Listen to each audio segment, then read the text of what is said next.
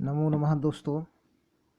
आज हम सीबीएसई कक्षा 10वीं संस्कृत का जो प्रश्न पत्र है उसको देख रहे हैं।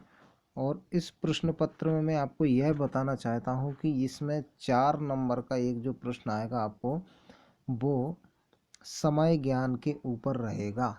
यानी संस्कृत में घड़ी देखना आपको आना चाहिए। अगर आपको संस्कृत में घड़ी देखना आती है तो आपको 4 नंबर आसानी से मिल जाएंगे। इसके लिए आपको घड़ी आना चाहिए कि अभी कितने बजे हैं। हिंदी में जितने बजे होंगे उसको संस्कृत में करना अगर आता होगा तो आपको 4 नंबर आसानी से मिल जाएंगे। इस तरीके का एक प्रश्न दोस्तों ज़रूर आता है, तो आपको घड़ी का ज्ञान अगर होगा तो उन प्रश्नों को आप आसानी से हल कर देंगे।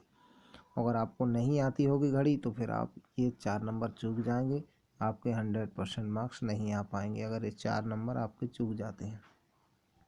तो ये जो पिक्चर हमने लगाई वो इसलिए लगाई है कि आपको यह विश्वास हो जाए कि कम से कम इस तरीके का एक प्रश्न आता है।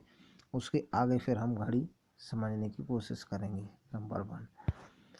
दूसरी बात देखिए यहाँ पर, अब हम यहाँ पर बताते हैं आपको कितने बजे को कितने बजे बोलते हैं संस्कृत में। ठीक है, तो कुछ 2-4 समय समझेंगे, ज़्यादा नहीं समझेंगे, वैसे पूरी घड़ी आपको समझ में आ जाएगी। तो सबसे पहले तो आपको ये देखना है कि अगर फिक्स बजे होंगे, जैसे यहाँ देख लेते हैं, मान लीजिए 4 बजे हैं मान लीजिए, या 12 बजे हैं, चलिए फिक्स अगर यहाँ पर देखिए 12 बजे हैं तो द्वादश वादनम इसको बोलेंगे हम। 12 बजे को क्या बोलेंगे? द्वादश वादनम। कुल मिलाकर के क्या है कि अगर आगे पीछे कुछ भी समय नहीं है, कम भी नहीं है ज़्यादा भी नहीं है, तो फिर ना उसमें कोई ज़्यादा समय लगेगा, मिनट आगे, और ना कम लगेंगे। जैसे 12 बजे हैं तो द्वादश वादनम, द्वादश वादनम ये हो जाएगा।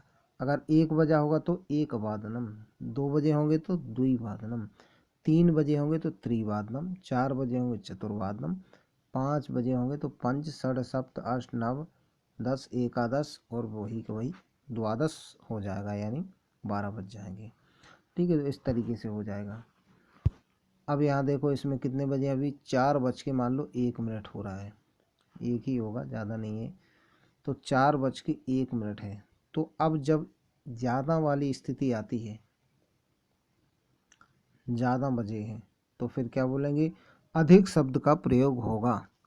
यानी 4 बजकर 1 मिनट हुआ है तो एक अधिक चतुर्वादनम, एक काधिक चतुर्वादनम, यानी 4 बजकर के 1 मिनट हो गया है, ऐसा हम बोलेंगे। ठीक है, अब यहाँ पर अगर 2 मिनट ज़्यादा होती तो द्वि अधिक चतुर्वादनम, 3 मिनट ज़्यादा होते तो त्रि अधिक चतुर्वादनम, 5 ज़्यादा होते तो पंचाधिक चतुर्वादनम। इस तरीके से अधिक अधिक चले जाएंगे। ठीक है, और जब पूरे 59 के बाद 60 हो जाएगा, 60, तो फिर क्या हो जाएंगे? 5 बज जाएंगे। 4 बजकर 1 मिनट, 2 मिनट, 3 मिनट, 30, 35, 40, 45, 55, ठीक है, 58, 59, और जैसे ही फिर पूरे होंगे 60 मिनट तो कितना बज जाएगा? 5 बज जाएगा। इस तरीके से तो ये हुई अधिक वाली बात। अब यहाँ पर देखो, ये अभी जैसे इसमें है तो अभी 2 मिनट कम है पूरे 4 बजने में। ठीक है, तो इस तरीके से कम वाली भी रहती है। अब देखिए सार्ध वाली, सार्ध मतलब साढ़े, सार्ध एक वादनम, सार्ध द्वादश वादनम, सार्ध द्विवादनम, सार्ध त्रिवादनम, यानी कुल मिलाकर के जब, जिसको हम कहते हैं 1:30 बजना या 2:30 बजना या 3:30 बजना, साढ़े जब लगता है तो संस्कृत में उसको सार्ध बोलते हैं। सार्ध एक वादनम, सार्ध द्विवादनम, सार्ध त्रिवादनम, इस तरीके से चले जाते हैं दोस्तों हम लोग आगे। ये तो हुई सार्ध वाली बात, और कम वाली बात भी हो गई कि कितने कम है अभी।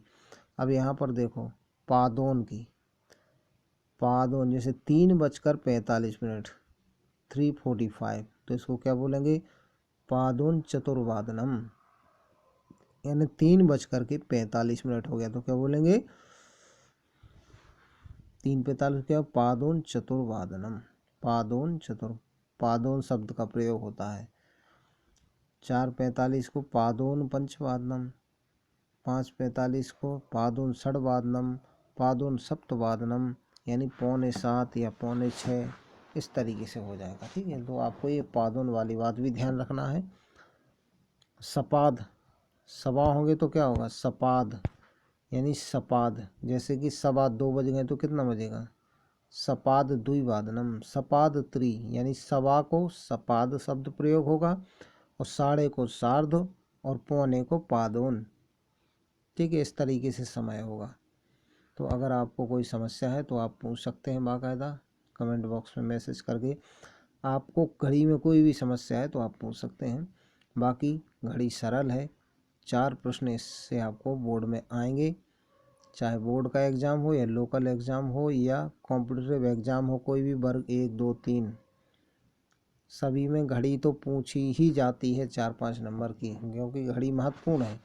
समय में समय, संस्कृत में समय बताना ये बहुत महत्वपूर्ण चीज़ है, तो इसलिए आना चाहिए, नहीं तो आपके 4-5 नंबर मारे जाएंगे। आपको कोई समस्या है आप कमेंट बॉक्स में पूछ सकते हैं मुझसे। बहुत बहुत धन्यवाद।